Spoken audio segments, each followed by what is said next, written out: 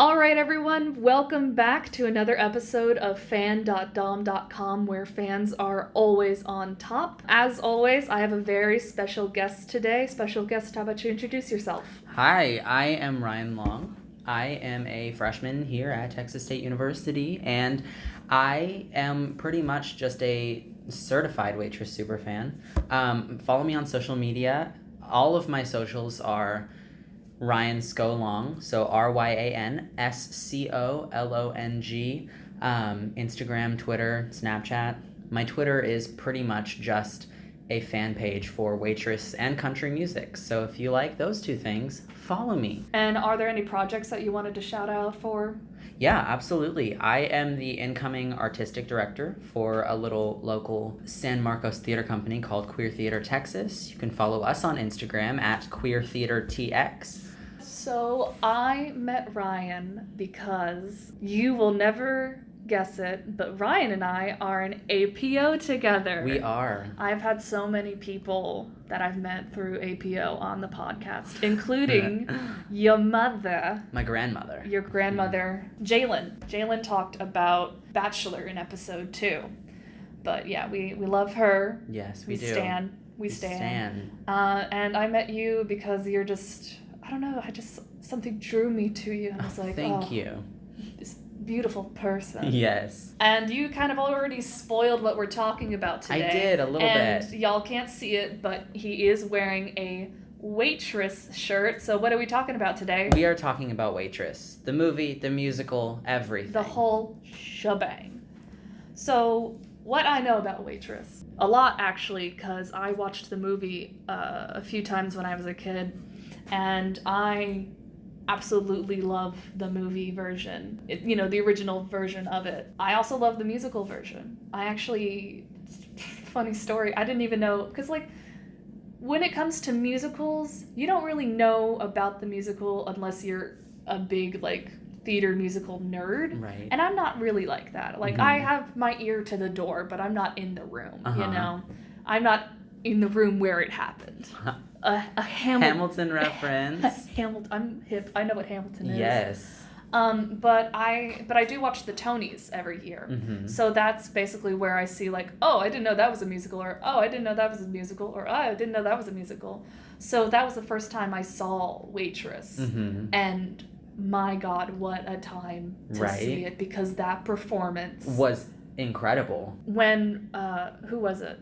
Sarah Bareilles started it, and then Jessie Mueller took over.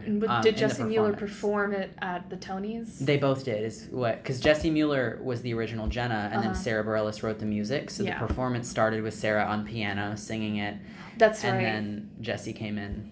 My God, that was such an experience to listen to. I got goosebumps when I heard it. I was like, oh shit. Mm-hmm. And then I was like, I love the music. I have the musical on my Spotify, and it's in a few of my playlists for my OCs or absolutely. My original characters for D&D and whatnot. Because She Used to Be Mine is fucking heartbreaking. It's incredible. It's beautiful. And it's Sarah Bareilles, right? Sarah wrote it. Sarah wrote the whole show. Yeah, she is such an amazing writer. Exactly. And we'll talk phenomenal. about that. We'll talk about that later, because 100%. 100%. She wrote what was it? Not Gonna Write You a Love Song. Yeah. And it fucking slaps. Fucking right? slaps to this day. Yeah. So I'm a fan of Waitress already. Wonderful. But tell me, how did you get into Waitress?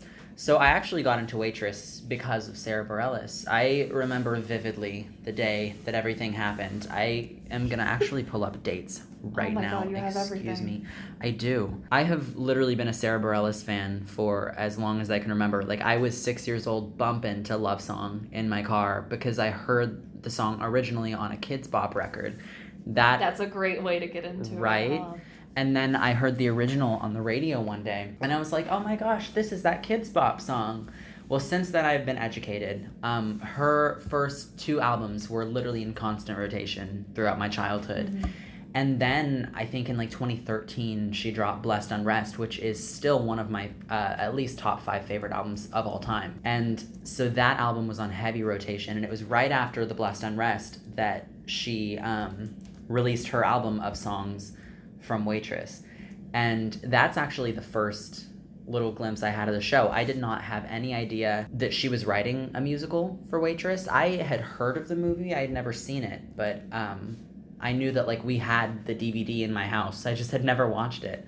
It was your mom's DVD. It was my mom's DVD. And like, I think, I didn't even know how or why they had it, because they had never seen it either. They just had it because my dad and mom just loved to collect DVDs at the time, whatever.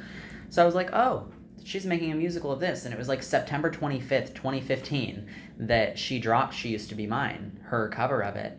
And I remember listening to it and just crying. It was my freshman year of high school. And of course, my freshman year of high school, I wasn't going through anything deep and sad and tragic. But like, I felt like I was, having listened to that song. I was like, she's speaking to me. She's speaking to my soul. And then right after that, she released Bad Idea with Jason Mraz. And I was like, okay, a complete 180, but I'm vibing with this.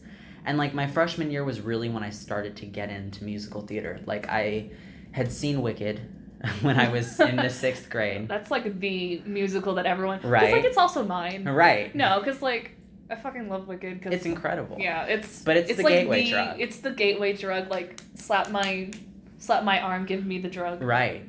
And so I had seen Wicked, and I had like listened to a couple other musicals, but I had not been a hardcore musical theater stan. And then I start getting into Waitress, and then she ends up coming out with the full album, and I literally, like, I bought same day shipping on Amazon. I made this car like drive to my house because there was a special edition on Amazon where the CD was in a menu, and it was just like the cutest thing. And I was like a Waitress stan before I even knew what the plot of this show was. Like, I listened to... So you didn't even watch the movie before? No, okay. I did not want to watch the movie until I saw the musical, because I'm that kind of person where like sometimes I'll want to look up and see like what the plot is, but with this show, it was so special to me. And the music that Sarah was releasing, was it like a teaser or was it like a concept album? It was the concept album. Basically, the show was in previews in, oh God, I want to say Boston. It was at the American Repertory Theater. They were prepping to open on Broadway in previews there. And Sarah was like, you know what? I'm going to be selfish. I want to record this music for myself because I can't just give it out to the world yet. And so she recorded the songs that she had written, like 12 of them. And there's around like 25 that she wrote for the show. And she put like 12 of them on an album and was just like, here you go. And it's so funny because a lot of those actually didn't make it into the show. Really? And what didn't make it? So there's a song called Door Number 3, which was replaced by What Bacon Can Do. And it's so funny. I love both of them so much because they actually came at like different parts in the show, but it's the same backing. Like it's the same theme. Yeah. Yeah. And Lulu's Pie Song was originally how the show closed. Instead of the opening up finale, they had Jenna and her daughter Lulu sing a cute little song, and it was a soft way to end the show, but they ended up changing that. It wasn't very Broadway. And not that Waitress is very Broadway, but it's the closing number, which is called Opening Up, is much more of a like power finale. So they ended up replacing that. And then even in the songs that stayed, like Bad Idea, they cut a verse out. I Didn't Plan It, they cut half a verse out, and everything changes. Melodies were changed, and so it was just a very interesting thing. Yeah, so my start was with the movie. Okay. And the movie came out around 2007, and I think I saw it on like TV somewhere. And what it is, it's about Jenna, who fatally becomes pregnant. Yes. And she's married, but she's unhappily married to this man, Earl. And Jenna makes pies at this little diner in this little nowhere town. And they're like really creative pies, and she puts all of her emotions into pies.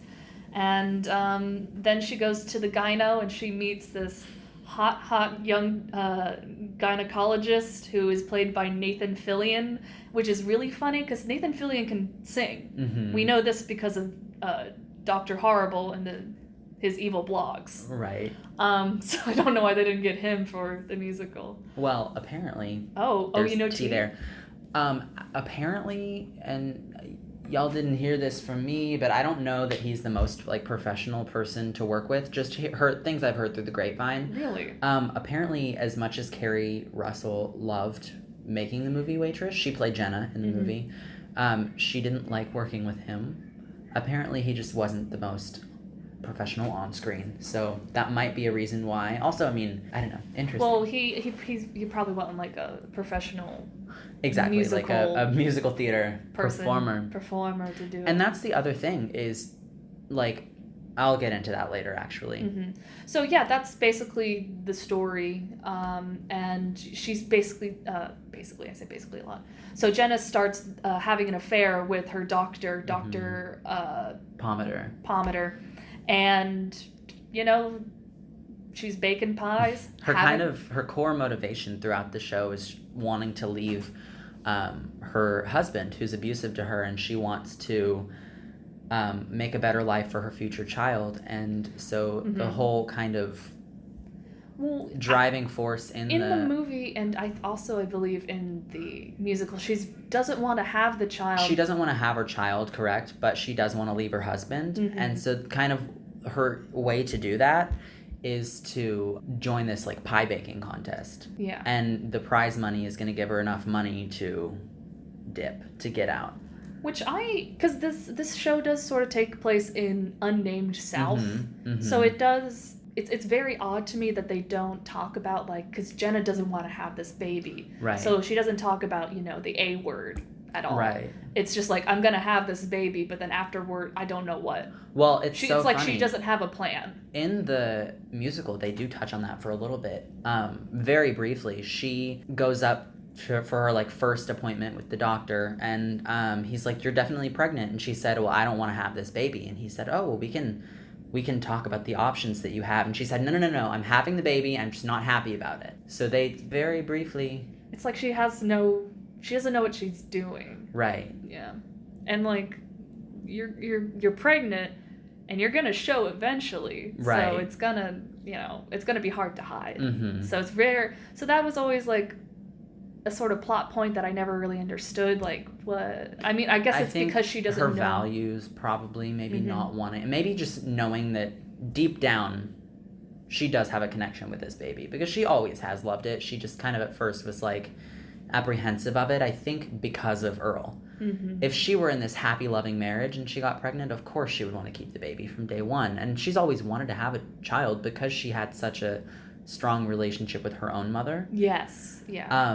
So I think that's, of course, why she's like, you know what, I am going to keep it. The reason she isn't wanting to have the baby is because she doesn't think she's ready for that responsibility with her situation. And Jenna in the movie and in the musical, we learn that she has a deep connection with her own mother through baking. And I believe it's implied that her father was abusive to her mother, and that she got into the same cycle. Yeah. It's interesting. Isn't Andy Griffith? Yeah, he plays Old Joe. Yeah. Andy Griffith, best known for Matlock, and the Andy Griffith Show. Played Old Joe, who's this old rich man who comes to the diner, says a few off-colored things, but also has old man wisdom. Eddie Jemison, who played Ogie in the movie, they actually gave him a little brief stint of time on Broadway playing Ogie, which I thought was interesting. It is weird. There is sort of this weird transition when it's like movie to stage or stage to movie, where, because like Rent did that, where they had the original cast on Broadway be in the movie, and they're like all in their 30s, and it's a little playing odd. These 20-year-olds. And it's like, I mean, like, yeah, I get where you're going, but it's not. And so I kind of wanted to talk about the transition from movie to musical, and this is probably one of the best transitions. I agree. This, and who started this was really Heathers. Yeah. Heathers was like the one that really started the trend of like movies turned musicals. And we see a lot of them. Absolutely. A lot of them. And a lot of them don't succeed. Like, there was a King Kong. There was Rocky. There was, God, so many more that I don't know. Right. Yeah. But this is such a great, because like the story is still there, the characters are still there, and the plot is not like rearranged a lot. So it's still, it's still intact. Right. And it's funny. I always like to compare it to, well, not compare it, but I always like to compare a good movie musical to SpongeBob the musical. Really? And that's not to say anything bad about SpongeBob necessarily, but with SpongeBob the musical, if you are completely unfamiliar with the show SpongeBob and any of the characters, you are going to have no clue what is going on in that musical, because it is so dependent on you knowing exactly what is happening before you go into it. And Waitress is not that way. It stands on its own, which I love. Well, yeah, because SpongeBob has its own lore. Right. It's not just one movie. It is like, decade and a half long TV show. Right. It's got lore and it's got backstory. Waitress is just one movie. Yeah. But another musical. So okay, I'm gonna come out and say this. I have seen the musical Waitress illegally. Okay. Back when a lot of musicals were on YouTube. Yes. Under silly names. Like slime tutorials. I watched it as I'm pregnant. Let's bake pies. Oh, that's incredible. Yeah, and I believe the version that I watched, there was actually, like, they had to, like, stop the show for a moment and, like, restart it. And it was, like, janky. Someone recorded it, like, on their phone, but, like, and that's, like, another discussion of, like, right. Of, attainability of musicals, because, like, I'm not going to go to Broadway anytime soon to see it. But, just watching it and, like, because, like, I've heard it, all the music on Spotify, but like watching it is different. Absolutely. The first time, so I mean, coming from the Sarah Bareilles album to the cast recording and listening to that repeatedly, soundtrack to my freshman year, the first time I had a chance to see it live was spring break of my sophomore year. So you have seen it. I've seen it 4 times. You've seen it 4 times? I have seen it 4 times. Oh my God. The first time I had the chance to see it was March of my sophomore year, and we went because that was right when Jessie Mueller announced that she was leaving, so we saw one of her final performances, and I was like, I have to go, Mom. And so we ended up going, and I had sheltered myself from the nitty-gritty of the plot of that musical for a while because I wanted to fully experience it. Like, a lot of times I'll read the plot while I'm listening to the music, and it'll be like my own like diet experience of the show, but actually sitting there and immersing myself in that show, and that is such an immersive show too. They literally bake a pie in the lobby, so that the whole theater smells like pie when you're there, and just having that sensory imagery and also just watching it and seeing how real and like raw those performances are, so incredible. I think I like cried throughout the whole show. But that also didn't change in any of the 4 times I saw it. I cried throughout the whole show all 4 times. I mostly know it for, I believe, the original version where Broadway, what's her face from Orange is the New Black was in it.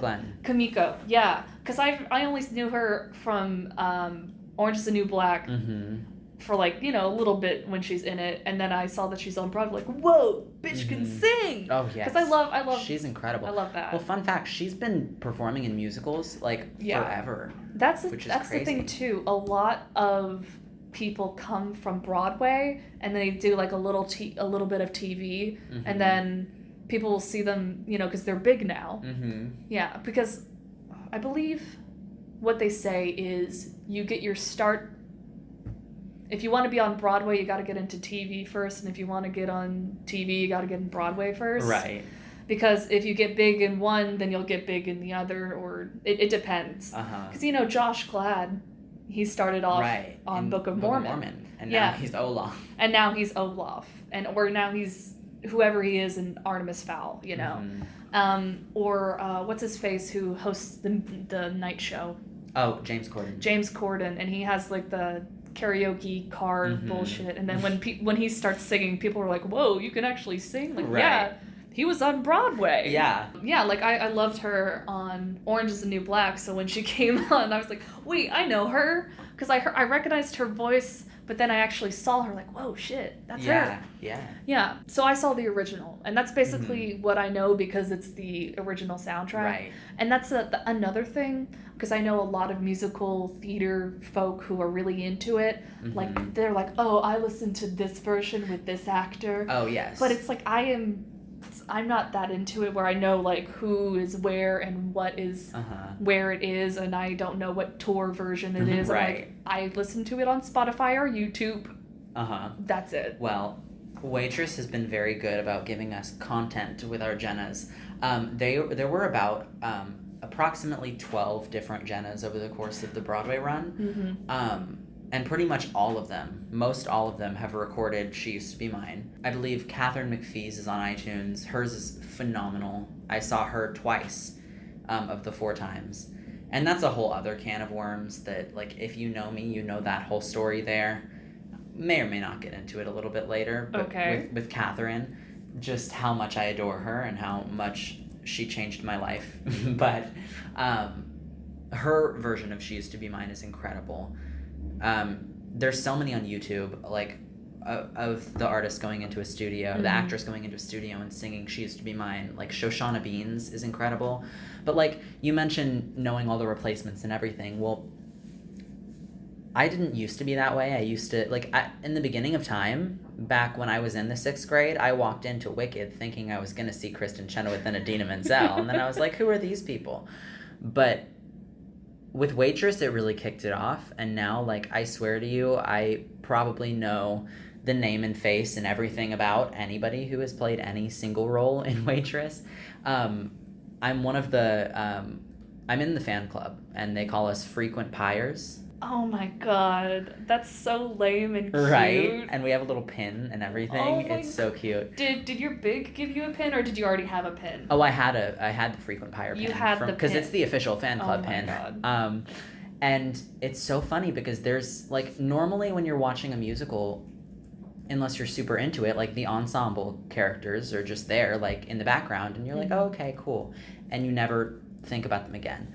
But, like, with Waitress, in the 5 years that it has been playing, like, on off-Broadway, on-Broadway, whatever, like, every single one of those ensemble characters, ensemble members, whatever, like, I know who they are. I've met many of them. I've messaged a lot of them through Instagram and stuff like that. And they're incredible people too. Like, one of the ensemble members who had been there the entire run of the show, she was also the understudy Jenna. Her name was Stephanie Torrens. Well, her name is Stephanie Torrens. She was the understudy for Jenna, but when she wasn't understudying, she went on in just a super minor character that had, like, 2 lines.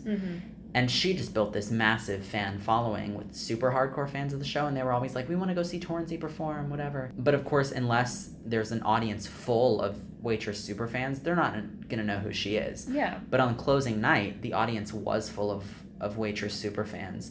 And you've got She Used to Be Mine, this power ballad, and Catherine, of course, closed Waitress, and she performed She Used to Be Mine and got this big, long applause. And then a couple minutes later, Stephanie walks on and says her 2 lines. And the second she walked on stage, she got a standing ovation for 2 minutes. That standing ovation lasted for 2 minutes, all because Stephanie walked on stage. And it was just kind of commemorating, like, her being in the show for so long and being an ensemble member and never necessarily having her own, like, playbill or promotion or whatever, but, like, just being a tried and true, like, member of Waitress. And that's the kind of community that that musical, that's the kind of cult following that it has. And it's so odd for musicals to have, like, that cult following is so different from, like, you know, people into a movie. Because a movie is accessible. You can watch it, like, on DVD or see it in a theater or, you know, rent it from anywhere. But if you want to go see a musical, you have to either see it, like, on Broadway or on one of the touring or anywhere where it is, because it's live and it has actors there. And, like, the whole process of a musical is just pouring money in and hopefully you make a profit. Because all of that money that go to tickets is basically paying for the rent for the house and the people working backstage and people on stage. Mm-hmm. And hopefully you can make a profit. And that's and why... even things you wouldn't think about. Like, I can't remember the exact number, but it's outrageous. Like, to rent a billboard in the subway for just, I think, a week, it's like at least $10,000. Yeah. It's crazy. And that's why, like, when I watch the Tonys, I'm like, oh, I didn't know that was a musical. Mm-hmm. And then I'm like, a week later, it closes. Right. It's like, and that's kind of sad, like, because Beetlejuice is doing that right now. Oh, that's where a whole... they Have you can't- heard that story? I sort of know the story. We don't have to get full Right. into it. They have like rent problems, Yeah. and they a few of their actors dropped to like maybe do TV, but that's tea too. that's some story that I don't Mhm. know a lot of. Mm-hmm. But yeah, like, it's live. They have to pay for the space, and they have to pay their actors. They have to pay people behind the scenes too. And good luck getting a ticket. Exactly. Yeah. Yeah. And it's really hard to get to the place where you want to see it. So, like, when we have these ultra fans, Mm-hmm. like, it's so wild that you get, like, a whole auditorium full of them. Right. Like, they paid money. Oh, closing night tickets were like being sold on resale sites for astronomical prices because everybody wanted to be there. Mm-hmm. It was crazy. That's crazy. Yeah. I can't believe you saw it 4 times. I did. 3 times on Broadway, once on the tour. And it was really all, like, it's so funny. The first time it was because Jessie Mueller was leaving. The second time was because Catherine was in the show. And I've loved Catherine McPhee since I watched her on American Idol when I was 6 years old. Mm-hmm. Same time I was getting into Sarah Bareilles, fun fact. She was on season 5 of American Idol. Second place, I cried when she did not win. I sobbed in my bed when she lost American Idol. I actually got to meet her backstage at the American Idol tour. I literally, like, skipped the day of kindergarten and went to the American Idol tour, and I met her backstage. You were in deep. I love Catherine McPhee, and, like, I got her album when I was, like, that Christmas when it came out, and it was so funny because, like, that is probably not an album that a 6-year-old should have been bopping to. A little bit more mature. Oh, but I was bopping to that album. And all of her albums since then. Like, I've also been a Catherine super fan, and I was like, this show that means so much to me and Catherine McPhee together. And that was the summer after my junior year. And I saw that, and I got to meet Catherine again. And I showed her the picture that we took when I was 6 years old, and she literally took my phone, and she was like, oh my God, I look so crazy. You look so cute. And we took a new picture, and I posted them side by side on Twitter, and she, like, retweeted it and commented, and she was like, oh my gosh, we are so cute, I love you. And so that was just a whole special moment for me. And then she left the show, and she ended up hopping over and doing the show, opening it in London. Oh, okay. And so she got a lot of clout for that. We call it notoriety. Notoriety. And it's so funny. She's already prominent in the theater community because of this TV show she did called Smash, which... Oh, that's the one where they're putting on a Broadway version of Marilyn Monroe's life. Monroe. Yes. Isn't it like... It was like when Glee was big. It was when Glee was big, and it was kind of capitalizing off of Glee, but it was also specifically for theater people, because Glee was for, like, mainstream kids who were like, I love theater, but, like, not really, you know? Oh, wait, way to call me out. Well, I love Glee. I'm such a Glee whore, too. It was such a weird thing. Like, in middle school, I liked it, but I also knew it was terrible. Right. But that was before I was like, I watched things ironically. It was more like, I'm going through a weeaboo phase, and I'm also, like, a gross middle schooler. Let me watch this show about terrible high schoolers. But, I mean, with Glee, like, while they based themselves on the plot of, like, theater kids and show choir kids or whatever it was, and they did some musical theater songs, they also did almost exclusively pop songs. Mm-hmm. But, like, Smash was about Broadway and about the process of getting a show on Broadway. And, like, it is so good. I love it so much. And Catherine McPhee was in that. And so she was kind of already a name people knew in the Broadway community. So she made her Broadway debut in Waitress. And then her West End debut, opening Waitress. And then when Waitress was closing, they asked her to come back and close the show. And so, of course, when they announced that Waitress was closing, before I even knew Catherine was coming back, I was like, Mom... I was, like, crying. I was like, Mom, Waitress is closing. We have to see it one more time. And she was like, we've seen it 3 times. And I was like, one more. You brat. Yeah, wow, but that's just my love for Waitress in general. And so I went, and then, like, a month after we got our tickets, they announced that Catherine was going to close the show. And I was like, how perfect. And I didn't get to meet her again that night. Nobody was coming out to Stage Door in December because it was so cold, which is so valid. They are not required to do that. I was a little bit like, sad boys, but also Catherine, just seeing her on stage is a force of nature. Yeah. She's incredible. So I kind of want to get into the plot, you know, how it is in the movie and how it is in the musical. And it is intact. And that doesn't happen a lot when a movie gets turned into a musical, because a movie has, you know, it's a 3-act structure, you know, and a musical is a 2-act structure. It is like, you know, rise, peak, and then falls. Here's the thing about musicals, and this is kind of get into sort of like my opinion. The first act of all musicals are really good. You know, if it's a good musical, its first act is amazing, and then the climax before Act 2, you know, before the curtain closes, it's wonderful. As soon as the curtain rises for Act 2, it's very weak. Act 2 is usually weaker than Act 1. Okay. That's my opinion on musicals. It's always slow, and it's like sort of meandering. And they're kind of like, hey, you remember those plot points? Right. We solved them off stage. Don't even worry about it. Yuck, yuck, yuck. I'm kind of like thinking of How to Succeed in Business. Oh, well, that's just genuinely a terrible musical. Oh, okay. You think so too? Yes. Okay, thank you. I hate How to Succeed so much. I mean, there's not a plot with that. Like, You're a Good Man, Charlie Brown, there's no plot there. Anyways, but yeah, a lot of musicals are like that, where sometimes there's a plot, sometimes it's just one character with like an arc, and maybe they learn something, maybe they don't. But there are, you know, a lot of good musicals that have, in my opinion, a very, very strong first act, but their second act is very slow. And when it comes to movie transitions into musicals, it's especially harder, because you're turning a 3-act structure into a 2-act structure, and the second act is going to sort of flop. I'm reminded of Mean Girls.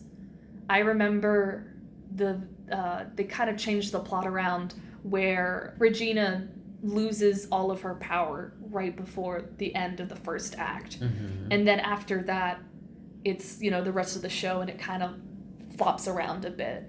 And also, they characterize Katie weird, and I didn't like how her character was really off. But they do that because it's so hard to, like, because I'm a screenwriter and I'm also a playwriter. So and writing a play and writing a musical is 2 different animals too. So it's like, it's so hard to explain. How I always say it is, writing for the screen and writing for the stage is like, they're cousins. There's similarities, but there's like, and like one is sort of based on the other, but the other one has like all these huge advantages, as you know, has gone off to learn new technology and whatnot. But it's just these 2 separate things, and they're cousins because they're sort of similar, but they also have separate identities. But when it comes to Waitress, it has such a good... Waitress the show, like Waitress the movie, has such a simple story, because it's just revolving around this one woman and her unwanted pregnancy. Right. And there are sort of like other plot points, like with Dawn and Ogie. With Dawn and her love interest, Ogie, and then also Becky and Cal. And they transform it so well into a musical. And the music goes so well to it too. Perfect. Like, even if I'm not watching it, I know what's happening. And you can tell when a musical is strong when you can go through the whole catalog and know every plot point and character, even without seeing it. And a lot of musicals fail in that. Someone like me, who can't actually go out and see it, or may have to watch it illegally, I can understand the show completely. Right. And I wanted to talk about the characters. And yes. So there's Jenna, the pregnant woman. And I like her because I'm a baker too. Yes. So, and oh my she's goodness. got all these pies. And I love it because the props department must have had like a fun time. Oh my goodness, it's so crazy. There's a website where it's on Playbill. If you just look up Waitress props Playbill, Mhm. like it will show you a bunch of behind the scenes pictures of those props. Literally, people who have played Jenna have said that they went to watch the show and were so intimidated by all of the props that they had to do, because like they're singing a song and they have to roll dough, and they're singing a song and they have to throw this in the air, And that's all real, this. right? It's all real techniques. Yes, they're Mhm. not baking real pies on stage. Like the eggs are made of orange juice, and the flour is actually gluten-free flour, I think, because It could go out into the audience. not because of that, but because when they have to sing in it, Mhm. and it doesn't irritate the vocal cords. Really? Mhm. I didn't know that. I didn't know gluten could actually. Well, gluten's a killer anyways. Right, So. in general. Mhm. But just little like fake modifications. So they're not actually making real pies, but like they'll have eggs and they'll pour. I think the coffee is. Maybe I'm confusing Waitress with Gilmore Girls, but I think the coffee is Coke. When I was in the show Rumors in high school, we had like coffee, and it was just there was this new hip trend of a drink that was water, but it was black. Oh. But anyways, yeah. So Jenna, she's baking pies, and yeah, that's basically her character. Baking pies. Well, we already touched on it. Yeah, we've already talked about her. Yes. But she has her two friends. Yes, the two other waitresses. There's Dawn and there's Becky. Dawn is the sort of the careful. She is scared of getting close to people. Mhm. She loves Jenna and she loves Becky, but she's not married. She lives in a studio apartment with a twin bed. She calls it her full-size twin. I've been living in a twin bed all my life. Yeah. She goes home and watches Animal Planet, and she makes frozen dinners, and she's very meticulous in particular. Like, on Tuesday I have this one, on Wednesday I have this one, on Thursday I have this one, and it's like, that's just her personality. Mm-hmm. And when it comes to finding love, she's scared to be intimate in that way. Yeah. And then her love interest. Ogie, my man. Your man, really? I love Ogie. I love Broadway Ogie. It's interesting because there's two characters that, going from movie to musical, are a completely different beast, and it's the Doctor and Ogie. Ogie's character is just not my favorite in the movie. I think he fits in the story very well. He's just not very likable. In the movie, he's, how do I frame this? A stalker. He's essentially, he stalks Dawn. And I guess we're going to spoil this, but like it's not going to ruin the musical or the movie, BT dub. Ogie and Dawn do get married in the end, and I've always hated that. I hate it in the movie. I hate it less in the musical because they sing about it. But, and all the songs kind of bop. I don't understand, like, I guess it's her, like, what are we supposed to learn from Dawn's character? Of her being so meticulous for so long and then just sort of marrying the first guy that like has showed her so much affection. Right. I think that actually might be a movie thing, because in the musical she has this beautiful song called When He Sees Me, where she's talking to Jenna and Becky about how she's scared to fall in love because she's worried that if she falls in love with the wrong guy, he's not going to like her again. At first, she comes up with excuses like, I can't fall in love with a guy who's colorblind. I can't. What if he's crazy? What if he's a psycho killer? What if he's eats and then Oreos you marry wrong? and then you marry a stalker. Well, I don't quite think that in the musical. In the musical, she gave him. He's very eccentric. He's crazy, but he's in love. And he wants to... I'm not excusing stalking, because that is gross. It's love. No, honey. But it's stalking. I mean, Go to musical, therapy. In the musical, she gives him her business of work, her work. And he ends up showing up there just to kind of profess his love for her, which, I mean, like, as you do. And... Hey, we went on one date. I fucking love you. Well, the point I'm trying to make is that Dawn has that song about wanting to just feel like she's seen in a relationship and being scared for that. And then Ogie has his song where he says, like, listen, no matter what, like, I'm here for you, you can try and push me away. And I mean, you can take this the wrong way too. I do. Right. I don't. I don't. Okay, we get it. You're a romantic. Yes, but he's heart. basically saying you can try and push me away, but deep down, like, I know that you love me, and I'm not going to just leave at the first sign of conflict. And then, of course, they come together and have their marriage, and she closes it by saying, he saw me and he wanted to again. Mm-hmm. And that's really all she ever wanted, was somebody to love her for her. And I think it's really sweet that she found that. And she found someone just as eccentric as she is, but in different ways, so they complement each other. Mm-hmm. And on the polar opposite of Friends, we have Becky, who is like I guess you could say, like, the older... She is older. Sassy. She's very sassy. Sassy, more jaded. Yeah. She is married to a man who is... He's, like, comatose.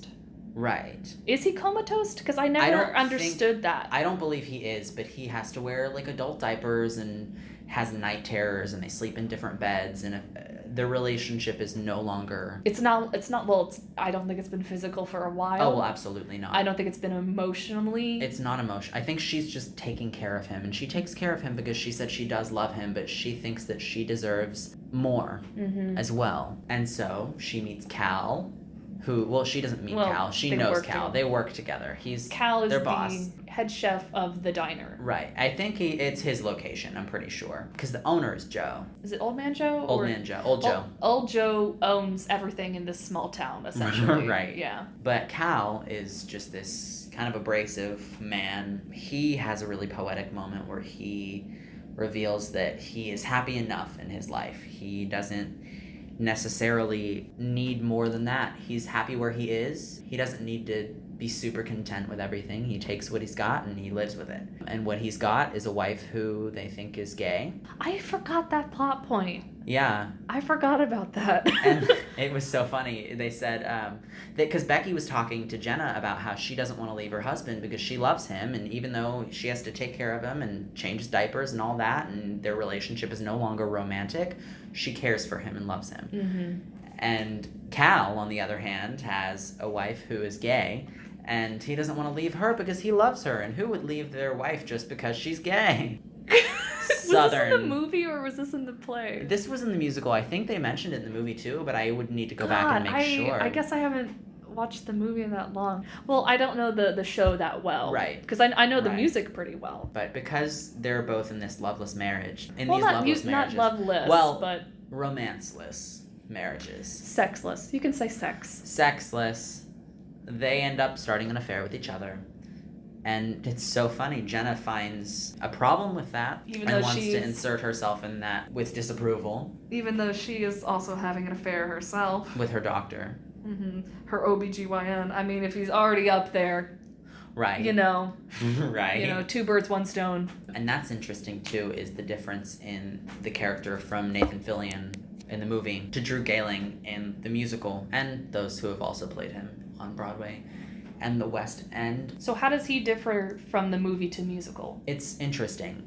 They inherently have the same values, but, and this is kind of the same with any stage production, he is so much more heightened. You see him, musicals always heighten the characters. But you see, he's the most. You see him on stage, and he is, like, lanky and just weird and hopping around the stage, and like he's such a big character. And you can hear it in a lot of the songs too, where he's kind of like stuttering over. Yeah.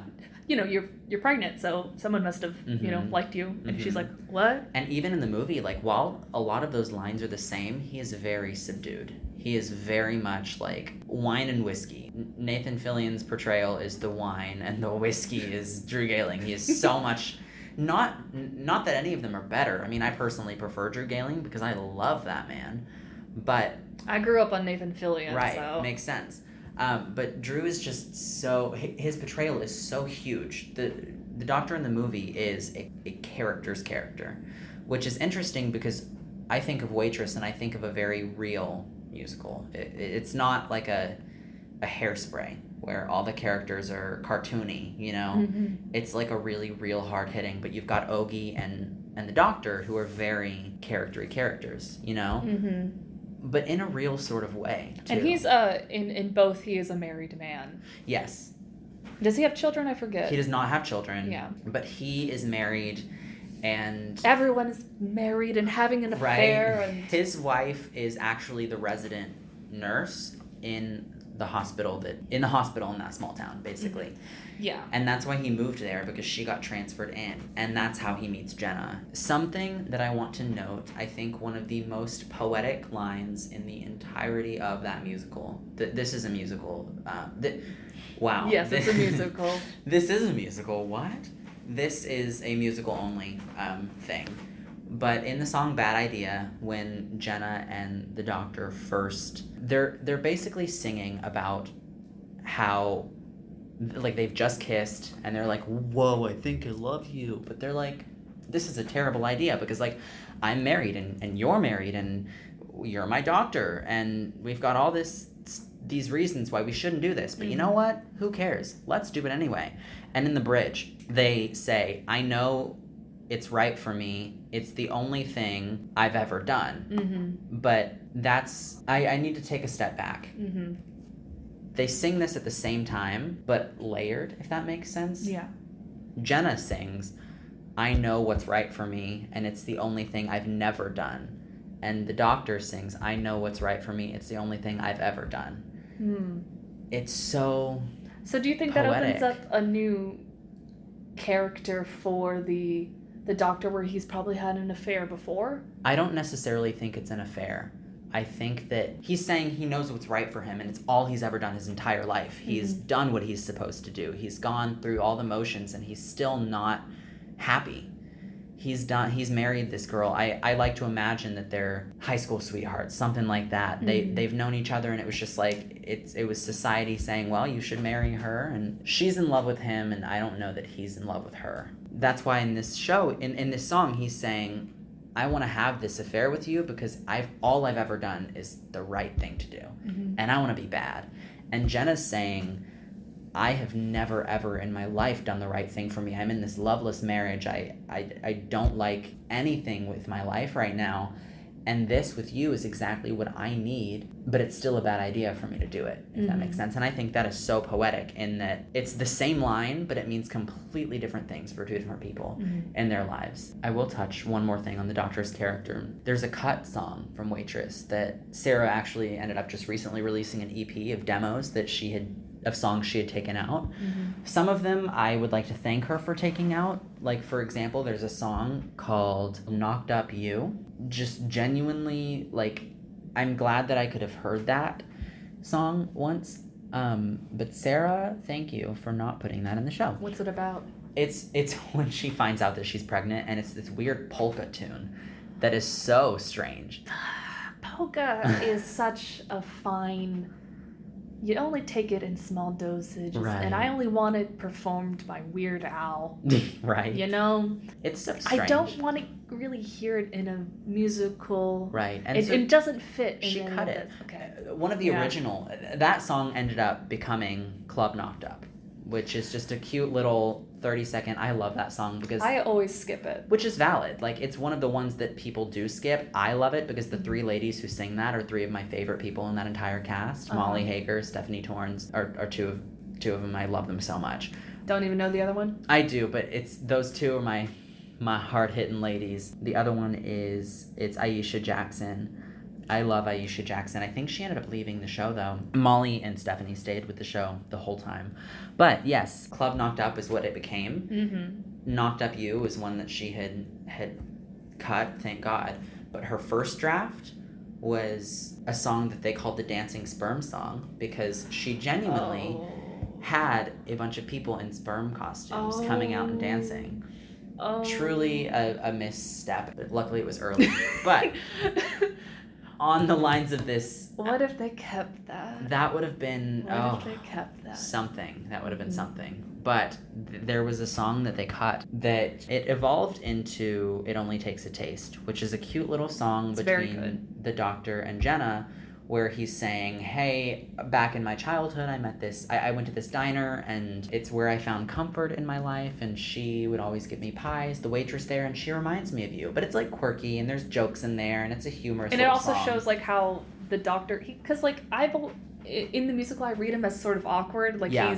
he's like, oh, you know, she reminded me of you, she must have been, God, now she's old and she's like 41 or 42, and she's like, excuse me. He's like, oh, no, wait, no, you're young but Right. she's old. Right. And so that does add a lot of that style of character development for the Doctor, but oh my God, what I wouldn't give for her to found some way to incorporate the song she cut into that musical and still kept It Only Takes a Taste, because that song is wonderful and it fits so well. But Without a Believer is the name of the song that was cut, and Sarah has released it, and then Jeremy Jordan actually sang it because he was the Doctor on Broadway at the time, and he did a video where he performed it. That song is gorgeous. Well, it actually gives a lot more depth to it.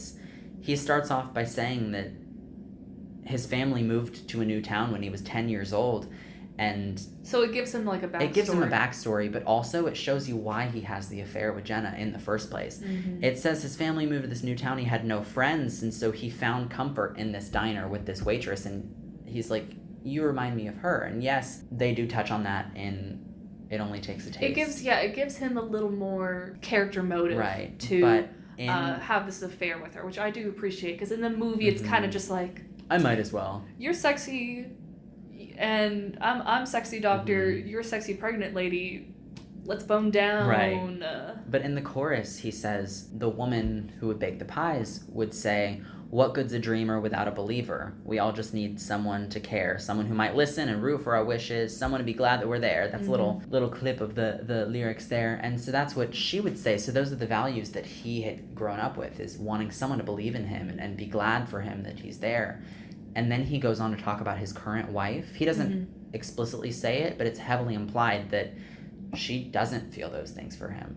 She loves him, of course, mm-hmm. but it's very much about her and her practice and her business, and he's just kind of cast to the side. He's following her wherever she goes, and so that's why he's just joining this new practice. I'm kind of glad they didn't add the song, because I feel like that's too much texture. That's true, but oh, it's beautiful, and it's mm-hmm. beautiful to know that about him when you watch the show, too. Mm-hmm. It's just so gorgeous. Such a beautiful addition. And it is a little piece of the story that only, I guess, the hardcore stans know, you know? So what do you guys do with this information? Do you like make a playlist of all of the songs that are in the show, and then like you add the EPs? I have done that before. I mean, it's a little bit different because it's like the cast recording and then, oh, here's Sarah singing this song. Could you guys do you ever like pick and choose your favorite? So like this Jenna 1 is in this song, but you feel like Jenna 2 did a better version of this song? Absolutely. I mean, not necessarily in a playlist and create sense. Basically like a Franken playlist. A Franken playlist. Not necessarily in a playlist sense, but absolutely, like I do have my favorite singer of She Used to Be Mine and my favorite singer of What Baking Can Do. It's so funny. She Used to Be Mine is one of those songs that you can do so many different things with it, and you can do so many different runs. And like Jessie Mueller did the one that everybody knows because it's on the cast recording, and Sarah did it just a tiny bit differently, but still kind of the same. Betsy went and took over the role, and she kind of stayed with it, and it was kind of pretty much on track on that same track for most of the time. And then Shoshana Bean stepped into the role, and Shoshana Bean said, "Fuck this, I am going to make this my own." And she actually ended up completely doing a different riff and like ended up taking a note upwards. Like, to hear what I'm talking about, compare Jessie Mueller's version to Shoshana Bean's version. Both beautiful, but oh my God, Shoshana Bean is my favorite singer of She Used to Be Mine. Like, chef's fucking kiss. Mm-hmm. So good. She acts the shit out of that song too. Oh my God, it was so good.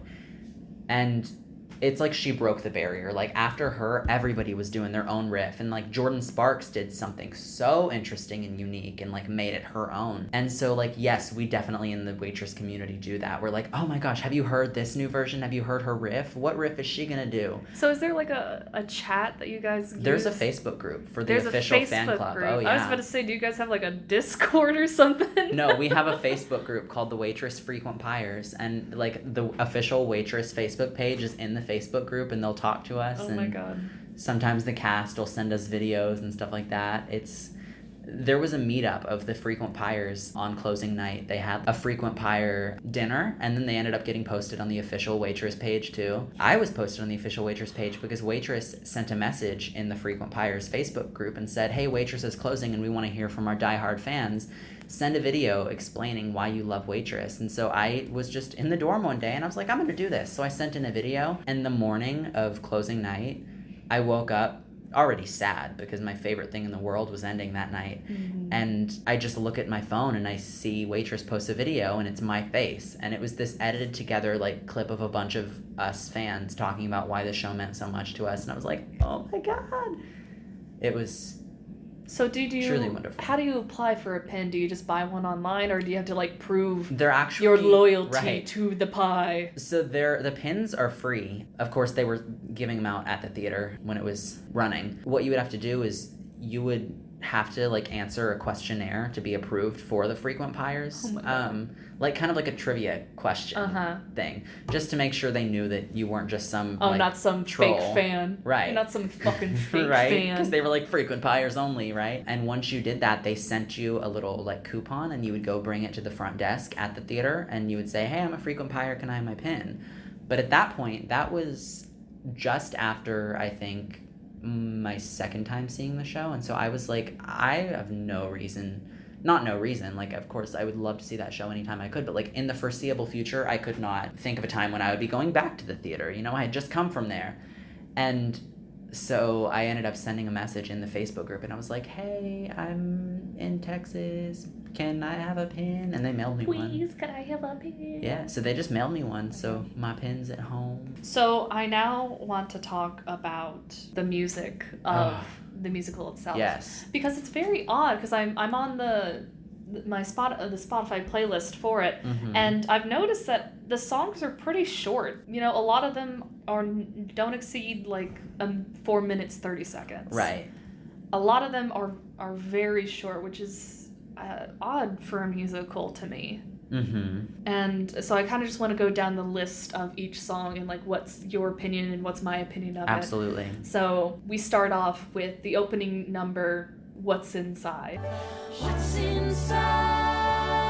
Of course. And this is a very slow song of like, it starts, I love the beginning of it, the sugar, butter, flour. So that's just like, because those are metaphors for like her core like values, like not necessarily like sugar means love, but it's like the ingredients of a pie: sugar, butter, flour. Those are the things. And pie baking is also a metaphor, and she uses it out throughout the right. show.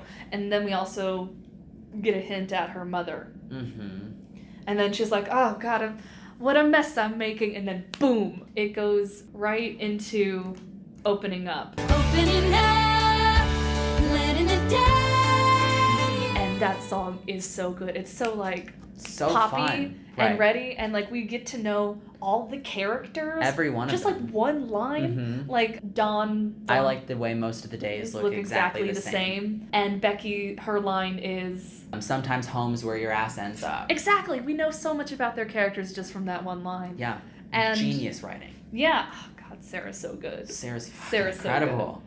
And the song is so fun, and it's I love it. Then we've got the negative. The negative. Which has a double meaning. The negative. Yeah, so this is where we find out if Jenna is pregnant or not. And so all the girls, the three women go into the bathroom. And I love this because it's basically Becky and Dawn's song. And it's very funny, and we get to know more about their characters. And it's also like, yes, they're telling her to focus on the negative. They're saying, we know you don't want to be pregnant. Focus on the negative. Make sure that your test comes out negative. You don't need a baby right now. But there's a deeper level of it too. Is like, Jenna is focusing on the negative aspects of her life completely. Like, yes, genuinely, like she's in a terrible marriage. Right? And how can you not focus on the negative of that? But she has a very pessimistic outlook on life for the most of the beginning of the show, up until the very, very end. And them saying focus on the negative, that's literally what she's doing. I think it's interesting how she added that in there. It's funny. Yeah, and I love the last line. Shit. The next song, of course, is What Baking Can What Do. Baking Can Do. What baking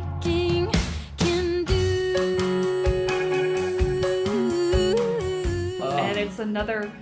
There's so many like really heartfelt ones. That song always gets me. Yeah, and she's baking a pie in this moment.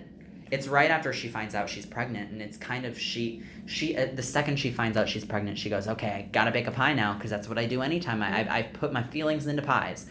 And she's saying, gosh, baking can do this for me. Baking can just hide away all my feelings. But then she does talk about her mother too. She goes back and talks about the experiences that she's had with her parents' relationship, and how every door that her mom ever made for the family, she stuck with it. She never left. She never walked out on the commitments she's made. And she says, I never got the chance to ask her about that, because obviously her mother's passed away. Which, it's funny because like she has also done the same thing. Like she has basically committed herself to Earl and also to this baby that she doesn't even want.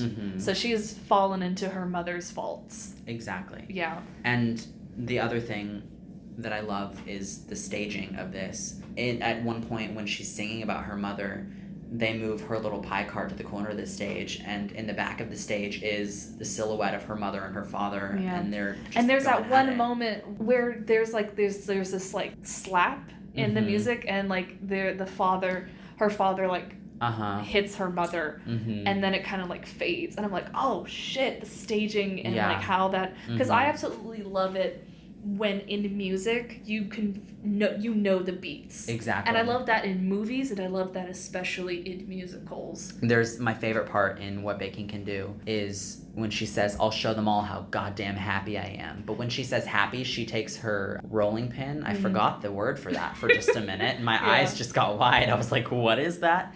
She takes her rolling pin, and when she says happy, she slams that rolling pin onto the counter, and she just starts rolling that dough and rolling it out, and it just is like a metaphor for her tension that she has, and she just irons it out when she bakes her pie. And I was like, oh. Yes, because again, the baking of the pie is a metaphor. Yes. The pie is a metaphor. Phenomenal. Yeah, I love that song as well. Next up is Club Knocked Up. Welcome to Club Knocked Up. Which is like a 30-second song that I don't and like really care about. When you're listening to it, not like in the show, you do skip it, but it's so vital to the show in that you get to see how all these women are so proud and happy that they're having their babies, and it's such a juxtaposition to Jenna, because you see them, they look like these white suburban mothers with their little rattles, like they're there to have a baby. They're there to have their baby, and then you have Jenna, and just the staging of that too. When you look at the juxtaposition of those characters, it shows you just how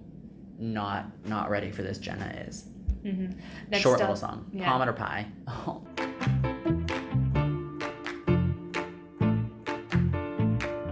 Sweet little song. Yeah, that's the one where... Remind me, which one's that? Yeah, so it's just an instrumental song. It's... Oh, yeah. So the thing about That's the one I also skip. Right, valid, because I mean, you're not watching the show. Watching the show and seeing this song, beautiful. The thing I love about this is rather than an orchestra, they have a band, and the band is live on stage in the corner, and they use them as part of the set. Like, they hold pies on the piano and stuff like that, like pie cases. It's cute, but that is one that just the band plays. And basically, Jenna has brought this pie. She brings pies to all of her doctor's appointments because she's had the same doctor since she was young, and like that doctor delivered her, and she's like, and she's gonna deliver my baby too. Well, she's retired, and Dr. Palmer comes in, and she brings a pie to him, and he's like, oh, well, I don't eat sugar. I've never had I cut sugar out of my diet. It makes me healthier. And Jenna's from this deep south, and she's like, my grandma always used to say you can live to be 100 if you cut out everything that helps you live to be 100, or something like that. I can't remember exactly the words, but she's saying, eat your pie, dude. Eat the damn pie. Right. This little theme plays. It's like the theme, it's the same theme of What Baking Can Do, but he sets the pie on the not on the operating table, on just the little bed thing, whatever you call that. The little, you sit on it, the paper's on there. Yeah, he sets the pie there, and then he leaves the office, and this theme is playing, and then he peeks his head in at the pie, and there's a spotlight on it, and then he gets his stethoscope, and he tries a bite of the pie, and he's like, oh my god. And you can hear that shift in the music too, like it's very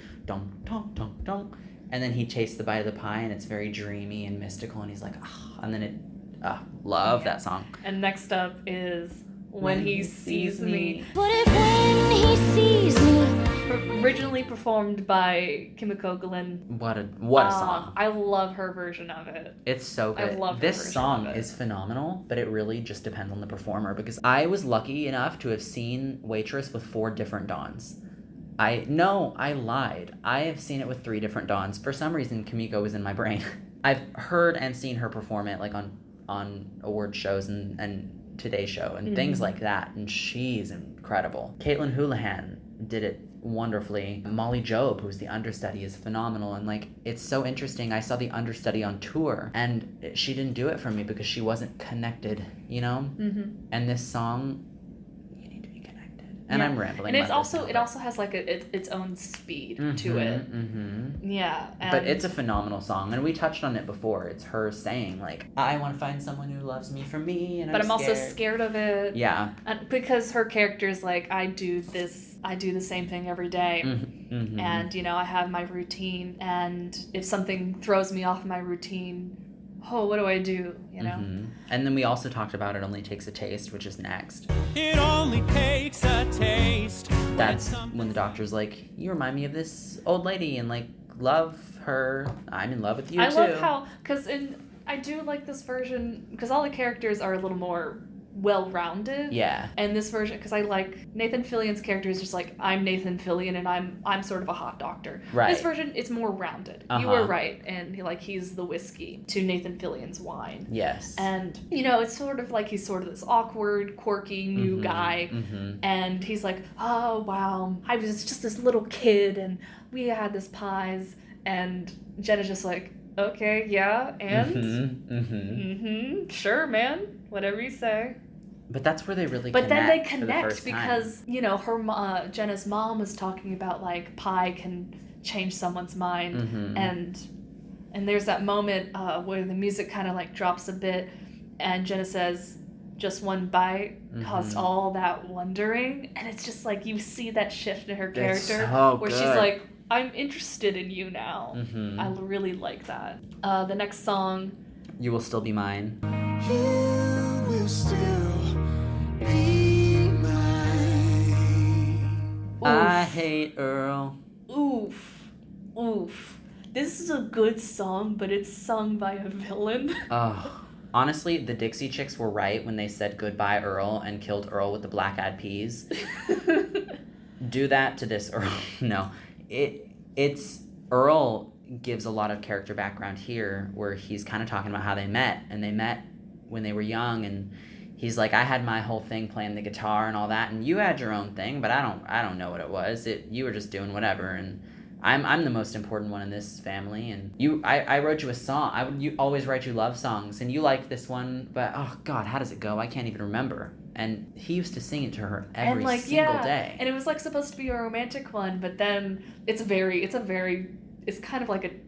Oh, it's a douchebag romance song. Well, it's not just that. It's also sort of like a cheesy villain song, too. Because in this version of him, he's, you know, of course he's the abusive husband, but he's like, I don't know how you say it. It's a very cheesy portrayal of it, in my mind. That is the one thing that I will say is I love every actor who's ever played Earl. They all do a phenomenal job. But, like, watching the movie after I'd seen the musical for the first time, he is portrayed much more... actually much more realistic in the movie because he's not quite so I'm abusive man. It's very subtle abuse. Yeah, he's emotionally abusive. Oh yeah. Like in the movie when he finds out that Jenna has been hiding money, he's angry, but then he's like, "You'll never leave me, right?" Like he's a gaslighter. Well, he's not in that moment he's not gaslighting her. He's making her feel bad about leaving him. And like he starts crying and using his emotions against that her. Is my favorite scene in the musical too. Like oh my God, that's a heavy scene. I do want to interject and say I just realized there's so many fucking Dixie Chicks references to Waitress. Like really? Goodbye Earl is the song that they have about this woman killing her husband Earl by poisoning his black-eyed peas because he's abusive, and like of course they don't kill Earl in Waitress, but like he's abusive. And Dixie Chicks had this new song called Gaslighter that came out this morning. Wow. Anyway, the line that is like, oh yeah, I used to sing this song and you loved it. It was like, but he can't even remember the fucking song. you will still be mine. Till And the it'll- sun don't shine, you'll still be mine. And she's like, till the sun don't. That's the line, right? Mhm. You'll still be mine. And like how and the ending of it, like the mine, the slow melodical mine. It's like it's so cheesy, but it's also But like visually, like mhm. right before that song happens, he's pressuring her into sex, and he's Mhm. like, "Why don't you ever have this sex drive anymore?" And she's like, "Well, I'm pregnant," but she didn't want to say that. And she does tell him that actually right before, because he gets mad at her because he gets fired from his job, and he goes to hit her, and she yells, "Earl, I'm pregnant, don't hit me." And that's when he sings that song. And at the very end of it, he picks her up and carries her off to the bedroom, and she just looks so defeated. And the next song is also very emotional. And it's not just Jenna's song, it's like It's the three of them. it's the three of them. Shameless plug, I did a cover of this song with two of my best friends. Where is it? On YouTube, on my YouTube channel. It's also the link in my bio. On Twitter? On Instagram. On Instagram. Through So my- yeah, this you sung it. Yeah. It's beautiful. It's called A Soft Place to Land. A dream is a soft place to land. And it's just talking about the dreams that they all had for themselves and kind of comparing it to where they are now in their lives. And I feel like this song is sort of the peak of one act. Yeah. Sorry. This song is the peak of the first act. Because we've seen the characters and who they are, and this song is sort of them longing for something else. Mhm. This is their like the I want, not sort of their I want song, but they're like, we want something more. Mm-hmm. It's a gorgeous song. It is so beautiful, and it's so warm. I've never described a song as warm before, but when you're sitting in the theater and you hear those harmonies and you hear the strum of that guitar and you see it, you feel like you're And- being hugged, Yeah. held. Ugh.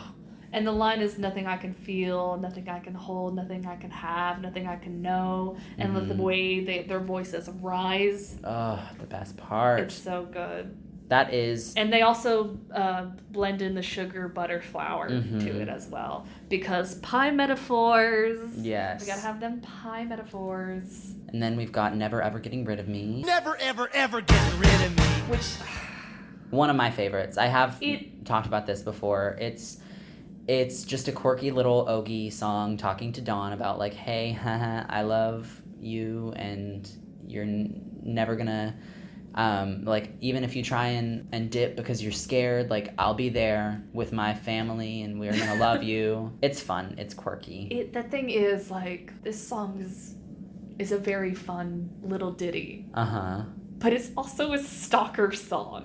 And, like, I do like the Ogie in the musical better than the movie, because in the movie He's weird. He's a weird dude. he's kind of creepy, and he's played by Eddie Jameson. Eddie Jameson. And Eddie Jameson, not to sound cruel, but he does have like a little face, like a little He has awkward. a strange. He looks like Pee Wee Herman, but if Pee Wee Herman was a ventriloquist dummy. That's so mean. But it's he's got like an odd sort of face to him. But like in the movie, he's not very like. I guess in the musical they make him more quirky and like cute and, like you said, eccentric. Like he has more texture. Mm-hmm. In the movie, he's got just kind of like, I'm stalking you, and I have a lot of money, you know? Yes. And that's like why in the movie I don't know why Dawn chose to marry him for her character. In the movie, I can understand that. In the musical, they definitely portray it as like he sees her for who she is, and it's all she's been wanting. And Yeah, a little, but the song itself is always. if you see it that way. Because in the context of, because I saw the movie first and I listened Right, to the right. songs first, so it's kind of just like, kind of creepy, dude. Yeah. Kind Have of to creepy. call. The next song, Bad Idea. It's a bad idea, me and you. It's the finale of Act 1. So it's Bad Idea with Jenna and the Doctor, and they have like they kiss, and then they're like, oh my god, I shouldn't do this. And I talked about this when we talked about his character and the whole I've never done it, I've always done it, whatever. And then they finally just say, fuck it, let's fuck. And they fuck on the doctor's table thing, and the second their bodies touch, the lights go off and the curtains close. I didn't know that. Again, because I haven't seen the show Right. in its entirety. Right. I've only seen, I have watched it, but I don't really remember it that well. And then I Didn't Plan It opens it. I didn't plan it. And I guess Right. it's like Jenna coming. She walks in on Becky and Cal Yeah, making out in the kitchen. yeah, Cal, their boss. And she Becky, has her just best come friend. from fucking this doctor, and her lipstick's all smudged, and she's like, Becky, you have this whole affair. And they have the conversation about the lesbian wife and the vegetable husband. Then she's like, well, I can't believe you are talking to me about this when you've got your lipstick smudged. You're going fucking this doctor over here. I do have to be honest, this is one song that I do skip a lot. Really? Yeah. To me, like, I understand it in the story of the show, but it's kind of just like, I want to hear Bad Idea reprise, you know? I understand that. Oh, this is one that I is- belt to. It is a power ballad, you know? If you, the Becky character is like, there's a stereotype in musicals like the quirky best friend, and usually you have your ingenue and your quirky best friend. And the quirky best friend is usually like the more alto-y, bigger, stronger chest voice to the ingenue's light, sort of soprano-y voice. And this is where Becky with the good hair gets to shine. Yes. And but like every time I hear it, I'm just like, yeah, this is a song. Like out of all the songs, this doesn't hit any like emotional. I do think it's not as emotional. It does give you a lot of insight into her character and why she does the things she does, and it is a fun song to sing, but I will agree, it's not the most hard-hitting. Yeah, it's like, it is very brassy, and I do appreciate that, but it's just like, it's a nothing song. And I mean, it's not a nothing song, but I skip it.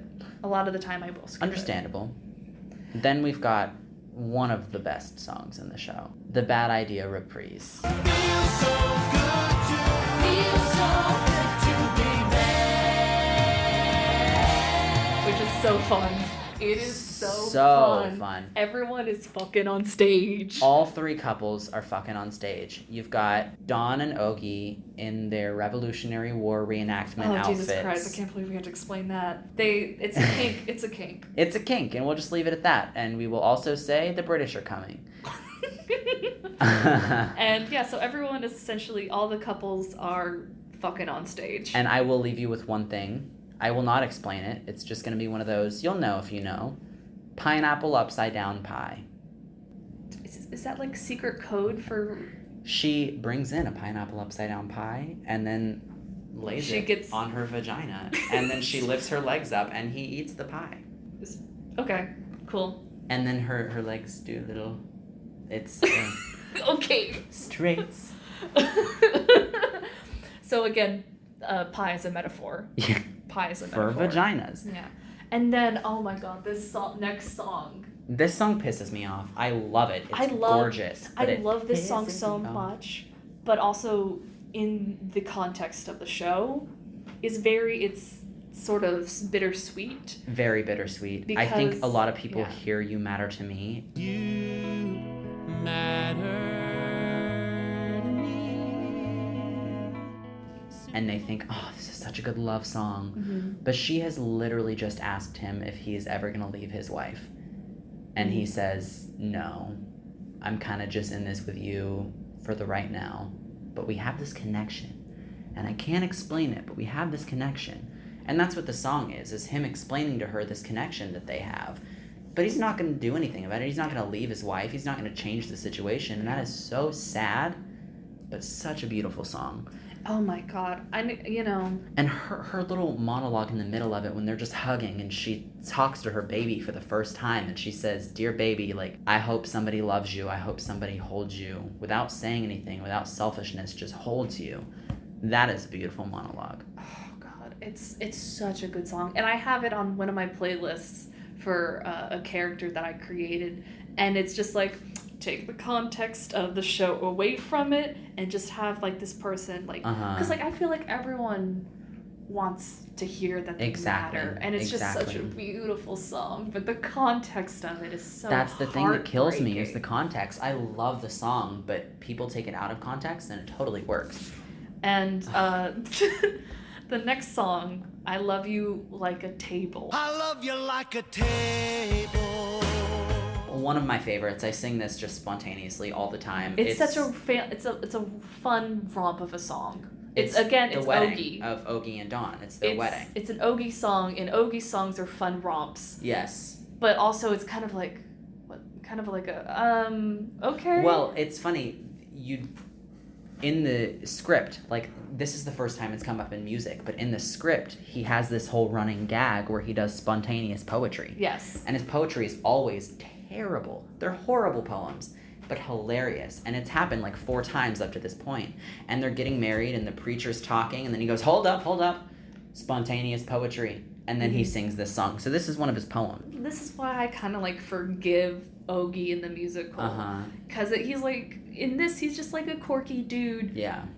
Who has sort of this weird expressions, you know? Well, in the movie, he's sort of like just a weird stalker. Yeah. And in this one, Dawn is sort of into it too, and she talks about like the poetry that she also wrote him.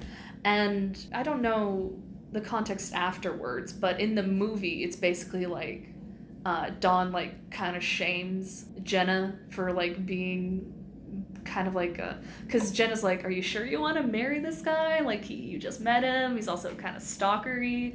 And Dawn's like, yo, bitch, shut the fuck up. You're having an affair with your doctor, and you won't run away from your abusive husband, so shut the fuck up. But what is the context in the musical? Whole narrative has completely gone away. It's very just warm and loving. So this sequence of like 3 songs is just the same scene of sorts. Like, I Love You Like a Table, they're getting married. And I do have to say, the timeline for the musical is a little wonky because these 3 songs are sort of together. The next But it works, I yeah. think, because it's such a beautiful moment. Like with I Love You Like a Table, they're getting married, whatever. And then Jenna dances with Dawn, and they just talk about how happy Jenna is for Dawn that she's finally found something. Like, because Ogie is portrayed as such a genuinely nice dude in the musical, there's no apprehension to marry him. They're like, go for it. He's great. He's perfect for you, you know? And then old Joe comes in, and he steals the dance from Dawn, and Jenna and him are dancing together, and they're talking about the decisions that they both made up to this point. And he said, listen, that leads us into the next song, Take It From an Old Man. Take it from an old man. Yeah. He's given her life advice, and he tells throughout her... the musical, he's given her life advice. But this is just the penultimate, like, song for the life advice from Joe to Jenna, and it's such a sweet moment. And they're dancing, and he really reveals his heart in this song. Beautiful song. It's overlooked by a lot of people. A lot of people skip this song. One of my favorites, though. I think it's gorgeous and so sweet. At that point, then Earl comes in and fucks shit up. Because what's the reason? Well, the whole motivation for Jenna's character is to save up enough money to join this pie contest so she can bake a perfect pie to leave him. Right. To win and get the prize money and leave him. And so she's been hiding her, like, half of her paycheck in the couch cushions and in the drawers. And he comes home from work one day and he finds some money in, like, a drawer. And he's like, the fuck?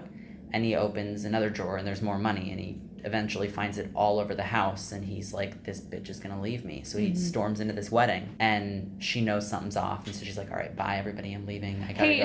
I gotta go home with my abusive husband, don't let me ruin the wedding. Right, exactly. And she goes home, and that's where that emotional scene happens of like, oh my god, I can't believe, or tell me you're not gonna leave me. And he's bawling, and he's like, if you ever were gonna leave me, I'd kill myself. Yeah, he's being manipulative. Yeah. He's saying, I'd kill myself if you ever left me. And she ends up telling him, no, I wasn't saving this money up to leave you. I was saving it up to buy a crib for the baby. And so they basically, then he leaves. He says, why do you gotta make it so hard all the time? And she has a little song called Dear Baby. Dear baby. It's very short. It's the intro into She Used to Be Mine. Yeah, and it's her saying, well, fuck my life. We're going to buy you a crib with this money that I was going to use to buy us a new life. Because he found the damn money, bitch. And then it leads into just, I feel like this and You Matter are my favorite. She Used to Be Mine. Used to be mine.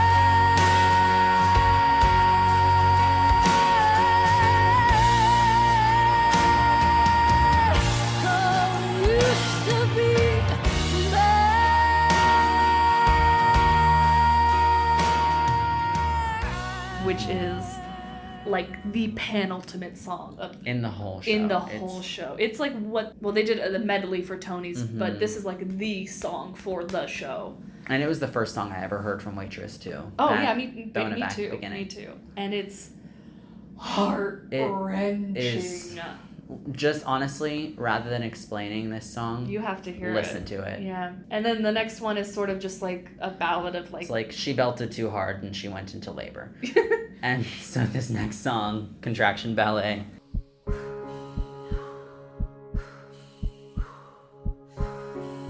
is her labor. yeah, but it's basically her giving birth. pretty. And then I will say, the next song after that, Everything Changes, Everything changes. is my favorite in the entire show. Oh, it's so beautiful. This is the song in which I sob. She used to be mine, I cry, but Everything Changes, I sob. Yeah, you happy sob. Because it is. It's just a shift in her life. She's dressed in pastels now. The lights are bright. There's neon. And my favorite line, I think right behind I've Never Done in Bad Idea, my favorite line in the musical is, I swear I'll remember to say we were both born today. Yeah, because this is her like holding her daughter For the and first being time. like, oh, this is there is this like trope that women don't want to be pregnant until they hold their child. And I'm not a big fan of that, but I'll let it slide for Waitress because I love Waitress. And also it's the context of this one too. Yeah. And so like she finally like looks in her daughter's eyes and like, oh, I love you and I can do this. I can be a better person. I can leave Earl and I can, for you, I can do that And she for does. you. She kicks that bitch to the curb and the audience cheers. Yeah, and I believe she actually kicks him to the curb before she gets the money from old Joe, which is really great because I like the idea of her being just like, yo, fuck off.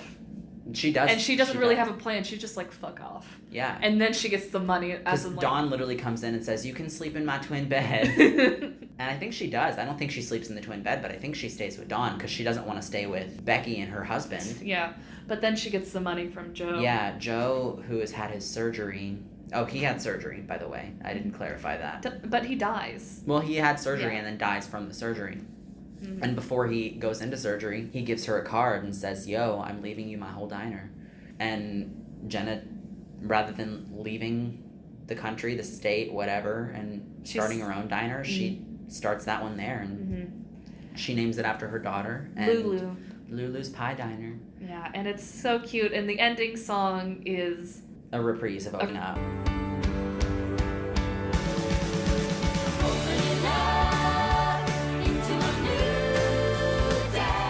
And it's so good. It's like The full harmonies circle. and And then like the little Lulu runs up at the end. the last time I saw Waitress on Broadway, right before it closed, I was fully ugly sobbing during opening up finale. It's such a happy, like just beautiful harmonies, beautiful song, but watching that and just the pure joy on stage and knowing that I wouldn't see it in that context ever again, I was sobbing. But yeah, those are the songs in Waitress. Yeah, I guess that then brings me to the thesis of this episode, and every episode is, should I and the audience get into it? 100%. Absolutely. I think that for, let alone women, but everybody can find something to identify with and to learn from in Waitress.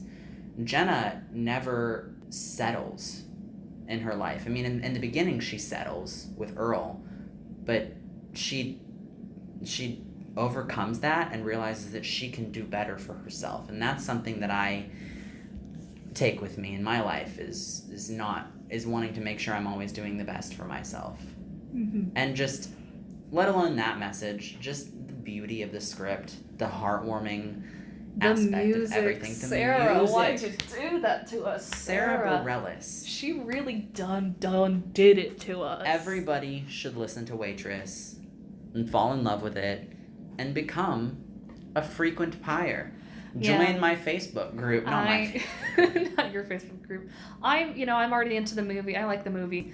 I see a lot of its flaws in, it's It's a script from like 2007. I mean, but also it was an independent film. The saddest part about the whole thing is the fact that Adrian Shelley, who wrote and directed and starred in the film as Dawn, was murdered like the day before she found out that Waitress was going to, I think, won some big, like it was I don't quite know how Sundance works, but Adrian really thought the film was going nowhere, and then the next day, like the day after she passed, it was picked up at Sundance, and it was so well received. It was at nominated Sundance. at Sundance. Yeah, and it was so well received there that they actually gave it a theatrical release. And the musical was nominated for Best Musical, Best Original Score, Best Performance of a Lead Actress in a Musical. That's Jessie Mueller. And Best Performance of an Actor in a Musical, and that's Christopher Fitzgerald. For Ogie. And they are all nominated, none of them won. But like solely because that was the year Hamilton swept that bitch. And Sorry. I firmly believe that any other year, aside from like maybe Dear Evan Hansen, Waitress would have... I actually don't like Dear Evan Hansen. I don't like the hype of Dear Evan Hansen. I will say I saw it this past December. I don't like the story, and I don't like Valid. I don't like the main character. I think he's an unlikable character, absolutely. Yeah. But that's a whole nother fandom.com. But yeah, I'm already into it. I'm not a very big, because like I am in theater and I am in film, but I'm not like, like I said before, I have my ear to the door, but I'm not in the room. And I like listening to music. Waitress is one of my musicals that I have like on my playlist on Spotify. And it is one of those where, you know how like you have like an album, and sometimes you'll skip songs of one of your favorite albums just to get to the songs you like. And Waitress is like that for me, because like I'll listen to the whole thing, but I might skip one or two songs along the way. But I just love it so much. Yeah, so incredible. Do you have any last minute? Do you have any like shout outs that you want to say to the fandom, or anything that you want to plug regarding Waitress? Yeah, I mean, Molly Hager, I will always love you. You are such a wonderful, wonderful person, and thank you for starring in the ensemble of this show for so long. And I know you will likely never in your life and who is hear this. She was in the ensemble of Waitress. Fun little fact about her: a lot of the ensemble members actually do stage door with Waitress because everybody loves them. But I've never gotten to meet her, but every single Friday night of Waitress, during intermission, she would do a 15-minute live stream. And I watched it almost every single Friday. Like, I watched almost all of her live streams over the 4 years of Waitress. And she, like, literally it went so far as, like, she did one for one of the matinees, and I was in Target, and I was like, I'm gonna miss it. So I sat down on the floor of Target, and I watched her live stream, and, like, I tweeted her, and I was like, I'm on the floor of Target, and she was like, oh my God, that's so crazy. And the other... like a week or two before it closed, or no, like 3 days before it closed, she did a live stream.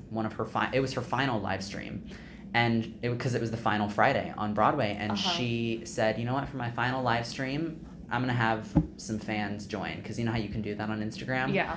So I just tapped request to be in the video just for fun, and all of a sudden it was like, Molly Hager approved your request, and I was like, what? Oh my God. And I joined, and I got to talk to the ensemble about how much I love them, and I was like, Molly, like 4 years ago, I was in Target, and you did your live stream, and she was like, oh, I remember you, and we talked about Target boy. Yes, I remember Target you. boy. It was so funny. Do you have any like fans you want to like shout out to? Any frequent pyres? The Facebook page, or everybody in the Facebook page, y'all are wonderful. Thank you for being a outlet that I can talk about my favorite thing with. Yeah, I think that's really great. That's why a lot of our generation uses Discord or like Twitter, because, well, at least I know them because I'm in I like dumb shows and anime and whatnot, and everyone will be on like Twitter or Tumblr, and they have their own group chats. So it's so weird to hear that there's a group chat on Facebook. Right, yeah. For It's a private something. Facebook group, yeah. Oh, it's a private Facebook group. Because you have to fill out your questionnaire. Oh. But it is But- interesting to hear about that, like, Yeah. for someone who just, like, really watched the movie and likes the music, but, Mhm. like, that there's, you know... Such a strong fandom. And I know there's strong fandom in musical, because if you think about The Lightning Thief, obviously, they probably have, like, 5 different Facebook groups. Right. But is there anything else that you want to, like, last minute plug? I mean, my little cover of Soft Place to Land with 2 of my best friends, Danny and Carolyn. I love you both. And listen to our cover. It's a fun time, I think. That wraps up for us. And remember, everyone, stay on top. Bye.